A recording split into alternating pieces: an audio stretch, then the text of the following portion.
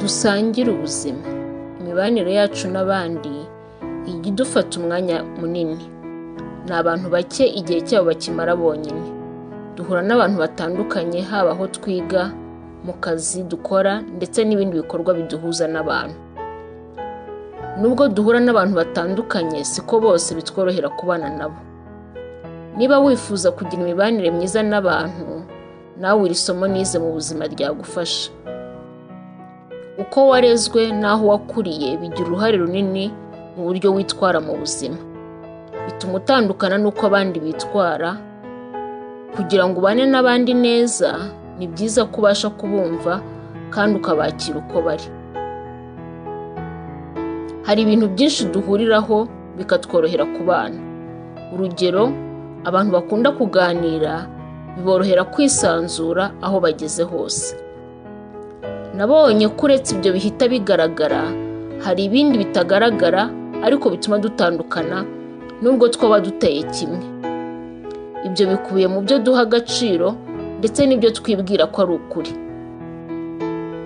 Nigeze kugira inshuti z'abantu tutakuriye hamwe. Aho bakuriye, kumenya icyo abandi bagutekerezaho bigira uruhare mu byemezo ufata ndetse na gahunda zawe. Mu gihe njyewe aho nakuriye, ibyo abandi batekereza ntibindeba, igihe numva ko icyo ngiye gukora ntacyo kintwaye. Igihe cyose twajyaga inama, nibazaga impamvu tudahuza. Nyuma nza gusanga ko ari imikurire itandukanye. Gusobanukirwa ko tudaha agaciro ibintu bimwe byamfashije kubumva no kumenya uko nitwara kugira ngo tubashe guhuza. Uru ni urugero rumwe, ariko ni ibintu bihoraho kandi bikora ku buzima bwacu bwose.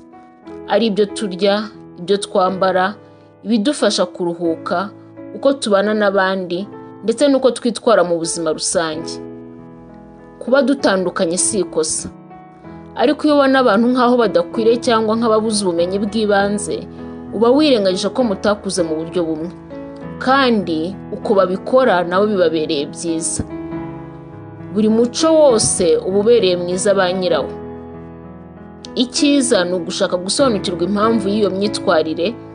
Bizakurinda guhutaza abantu cyane iyo uvuga nabi ibyo bakora kuko batabikora nk'uko ubikora. Niba wumva hari n'icyo mwakosora mu myitwarire, bazabasha kukumva ari uko wabahaye agaciro ukabanza kububaha uko bari. Niba ugira umunezero wo kubana n'abantu, reka dufatanye kwiga uburyo twabana na bose amahoro. Dutahe cyane.